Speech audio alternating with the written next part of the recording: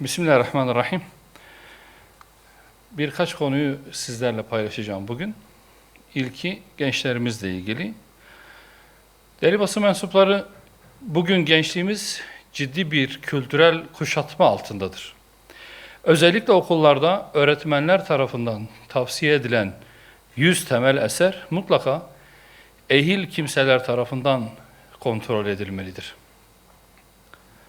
Wattpad'de erişim 2024 yılından itibaren erişimi engellenmişse de bazı yöntemlerle bu engeller aşılabilmektedir. Dijital platformlar ve popüler yayınlar aracılığıyla yayılan bazı içerikler masumiyet perdesi altında ahlaksızlığı normalleştirmekte, gayrimeşru ilişkileri özendirmekte ve aile kurumunu değersizleştirmektedir. Gençlere tavsiye edilen bazı popüler kitaplarda müstehcenlik sıradanlaştırılmakta, gayrimeşru ilişkiler romantize edilmekte, şiddet ve sapkınlık estetik bir unsur olarak sunulmakta, aile yapısı itibarsızlaştırılmakta, manevi ve dini değerler bilinçli ya da bilinçsiz bir şekilde aşındırılmaktadır. Bu içerikler hiçbir filtreye tabi tutulmadan gençlerimizin zihnine ve kalbine ulaşmaktadır. Özgürlük adı altında ahlaki çöküşe göz yummak özgürlük değil, sorumsuzluktur.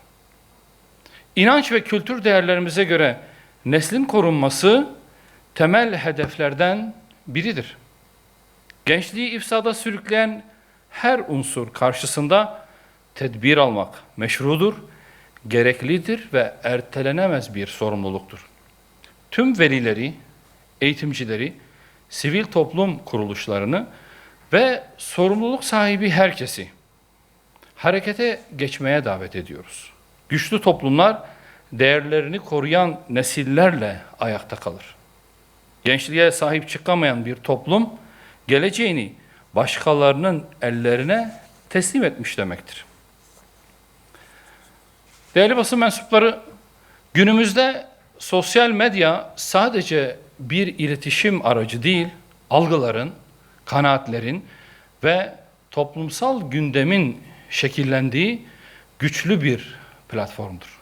Ancak bu güç doğru kullanılmadığında ciddi sorunlara yol açmaktadır. Özellikle çocukların dijital ortamda maruz kaldığı zararlı içerikler, siber zorbalık ve bağımlılık riski toplumun tüm kesimlerini ilgilendiren bir mesele haline gelmiştir. Diğer taraftan dezenformasyonun bilinçli ya da bilinçsiz şekilde yayılması toplumsal kutuplaşmayı arttırmakta, anonim hesaplar üzerinden gerçekleştirilen itibar suikastleri temel hakları tehdit etmektedir.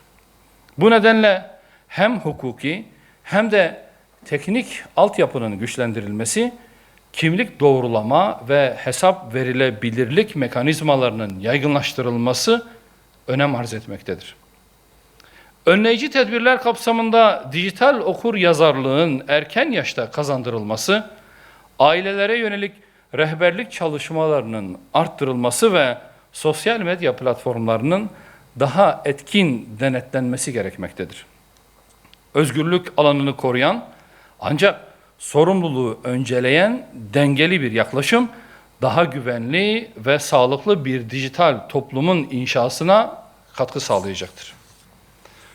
Kıymetli basın mensupları, son olarak son gelişmeler ABD'nin 2023'ten bu yana bölgeye en büyük silah sevkiyatını gerçekleştirdiğini göstermektedir. Bu sevkiyat zaten ağır bedeller ödemiş coğrafyamızda yeni ve daha geniş çaplı bir istikrarsızlık riskini beraberinde getirmektedir. Siyonist rejimin son 2 yıl içinde 4 ayrı ülkeyi hedef alan saldırılarına ek olarak şimdi de ABD'nin askeri yığınağı arttırması bölgenin topyekün bir çatışma alanına sürüklenmek istediğini ortaya koymaktadır. ABD'li bazı yetkililerinin açık ifadelerinde yer bulan Siyonistlerin Nil'den Fırat'a uzanan arz-ı mev'ud hayaline verilen siyasi ve askeri destek yalnızca Filistin'i değil, tüm bölge halklarının egemenliğini ve güvenliğini tehdit etmektedir.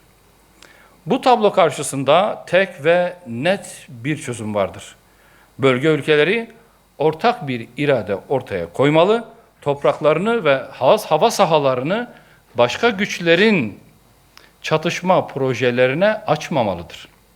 Bölgedeki askeri üslerin varlığı barışa değil, gerilime hizmet etmektedir.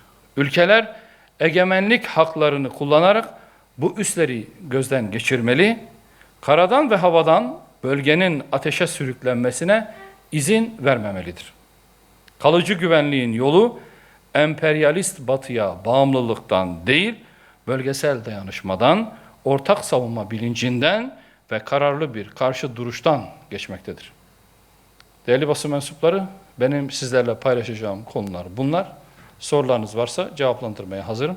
Eğer yoksa hepinize hayırlı günler diliyorum. Teşekkürler. İyi çalışmalar arkadaşlar. Sağ olun.